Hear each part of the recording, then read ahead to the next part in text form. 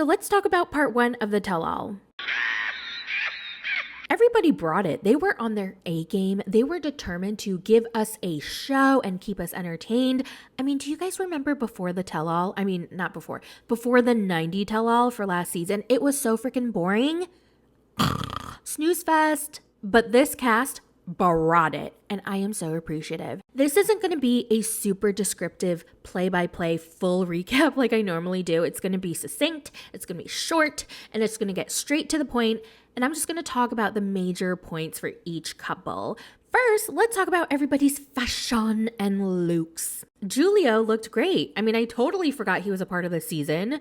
Did you remember? But he was dressed really well, the fit was great, and I loved that burnt orange color on him. Kenny looked great per usual. I mean, of course he did. He's always looking great. He's always dressing sharp. And I still can't believe he's 60 years old. That's crazy. Shekinah looked beautiful. Her dress was definitely not my personal style, but it looked great on her. I was actually obsessed with her jean jacket with the pearl studs on her sleeves. I loved it so much that I looked it up on Google and I found it. And I was ready to buy it, but they don't have my size.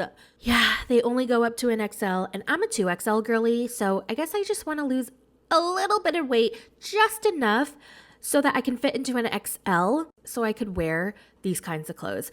Because I notice that every single time I fall in love with an article of clothing and I want to buy it, the brand doesn't cater to like the plus size, the plus size. Holly looked super pretty, except I really didn't like her dress. And I know that lady's got money because I've seen her Louis, I've seen her Louboutins. So why is she wearing a club dress from Shein? And it's not a cute club dress from Shein. It looks like she got it 15 years ago and it's been through the washing machine like 89 times. And somebody get this lady better extensions. What is this? Other than that, she looked great. Kimberly, she looked fine. She wore what I thought she would wear and she looked like how I thought she would look like. Moving on. Danielle, she came with a brand new hairdo and I loved her hair extension, but the only thing that really bothered me about it was that it wasn't matching the color of her head. Like her entire head was dark brown and then she had a bleached blonde ponytail. She had a bleach blonde ponytail. Say bleach blonde fast 8 times. Bleach blonde, bleach blah blah blah blah. I can't even say it twice. Bleach blonde, blah blah blah blah. I can't. Can you? Now, the only American cast member that wasn't on set was Brandon because he apparently couldn't leave his newborn baby, aka Mary held a gun to his head and told him he couldn't go. Now, here's a super quick update on everybody's relationship status. Kenny and Armando still together. Shekinah and Sarper still together. Mary and Brandon are still together. Julio and Kirsten haven't spoken since they broke up. Same with Danielle and Johan. Holly and Wayne have been living apart but still married for 4 months and they lost touch. TJ and Kim are still together. That was shocking. It blew my mind. That was not what I was expecting to hear, especially after that season finale. Shut up! So then, Sean calls out 4 special guests. Tim, Kalani, Andre, and Tanya. Don't ask, okay? Nobody knows why they're there.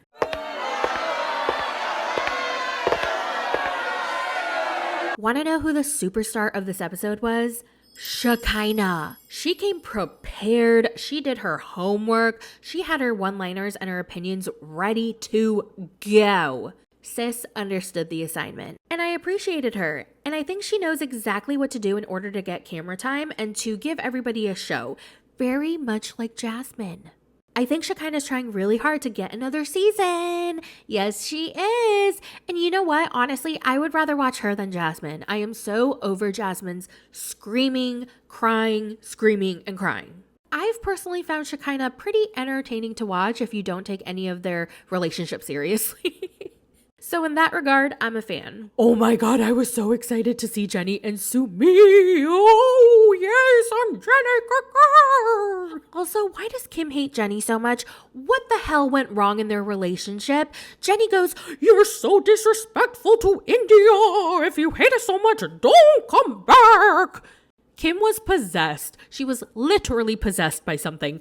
I don't know what it was. She started laughing like a cracked out hyena. She was like, Oh, Jenny, I don't care what you say. Your opinion doesn't matter to me. Like, she's doing that thing where it's not funny, but she doesn't want Jenny to win, so she has to laugh and she has to, like, make it seem like she thinks it's the funniest thing in the world. Girl, chill. Jenny called her a spoiled brat, and in response, Kim called her a see you next Tuesday, which was absolutely stupid. Like, where did that come from? That was so inappropriate. And if anything, Kim was the see you next Tuesday. Come to India, honey. Come to Jaipur. I'd love to meet you. Come on, baby. I'll give you my address. Oh, okay. Okay. Also, can we talk about how Jenny was like, I never was disrespectful to India. I did everything that I could and I was so respectful. I love India. You get out of India. Like, somehow she has suddenly become the spokesperson for India. Shut up!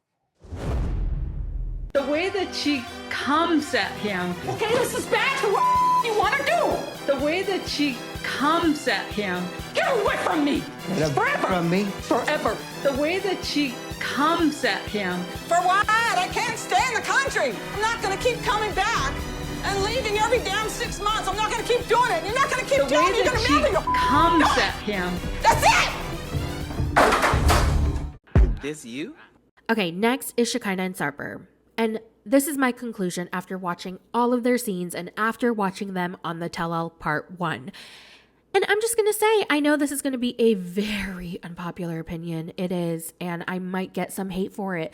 But you have to understand, I'm not really taking their relationship super seriously. I see how it looks. Yeah. You know, it doesn't look great. It looks like he is kind of an ass. I'm a control freak. Yes, Sarper is very toxic and very controlling. He admits it, she admits it. But she also admitted that she likes it. And he likes that. They both like being somewhat toxic, like it turns them on. They feel good about it. It sounds like two people decided to love each other because they both accept each other's toxic traits. And honestly, I don't think Shekinah is going to do anything that she doesn't want to do. We already saw this when she refused to participate in the conversation about having kids. I mean, she packed her bags and she was ready to go. Actually, she did leave. She didn't even give Sarper a chance to speak or to change her mind. She dipped. So I really don't think that he could ever force her into doing something that she didn't want to do. Everything that she's doing, as in eating what he wants her to eat, dressing like how he wants her to dress, blah, blah, blah, that's everything that she wants to do. However, the biggest red flag is that she doesn't talk to any of her family members anymore, like 6 of her sisters, and I don't know if that includes her parents. But yeah, that's very concerning, I must admit. I don't know what happened. I don't know why it happened. But the sister left a video message, and I thought it was so funny when she was like, Sarper, I thought about leaving you a message, but I feel like no matter what I say, you don't have the mental capacity to process it. And I was like, oh shit. Burn. For you, Sarper, I feel like anything that I could say to you, you're not going to be able to process it because you haven't developed mentally yet. So What a bitch. I feel like I don't really want to waste my time even trying. Yeah, my relationship with her is done. So yeah, the fact that she doesn't talk to any of her sisters since dating Sarper really concerns me. But other than that, I feel like they're just trolling. They're into this relationship. They're into the sub-dom, controlling, kinky, weird shit. And as long as it's not hurting anybody, who cares?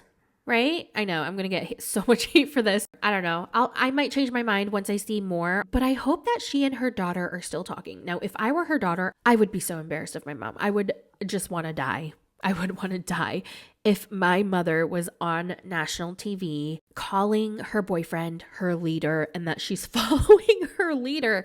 I mean, she's got to be trolling, right? Like, I didn't take it seriously when she said that. I was just like, oh, she's saying what she needs to say to get attention to her relationship so that she can get asked back for the next season.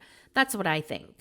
Who in your family do you not talk to? There's 6 of us sisters. So 6 sisters. And my mom. I don't talk to my mom. And it's all because of your relationship with Sarper? Yes. This episode ended with Julio and Kirsten, and here's the problem. I did not watch their segments on the season, so I don't really know why they broke up, how they broke up, whatever. But basically, Julio said that he was protecting Kirsten by keeping a secret of hers. He didn't want to embarrass her on national television, And now he's sick of all the hate that he's getting, so he's going to expose the truth. When I asked her to show me the conversations and, them saying, oh, I can't wait to meet your family, can't wait to see you. They're calling each other like, mommy and papi. He is literally my friend. He accused her of cheating and that he had proof. So apparently he secretly recorded her talking to one of her guy friends, which I think is super creepy. And when he confronted her about it, she, I guess, grabbed his phone, locked herself into the bathroom, and deleted the video. Then he went to go talk to her about why she deleted that video, and then he secretly recorded that conversation. What's on your phone now? So that's when I decide to go in the room and question her and ask her about these things, and I was recording her. And I guess that's what we're going to be watching in the next episode to see what she said and what he said. I don't know. Yeah, that's pretty much it for the Tell All Part 1 recap. Let me know all your thoughts in the comments. And I'm going to go pack now. I hope you guys have a wonderful day. And I'll talk to you guys in the next one, probably tomorrow. Bye!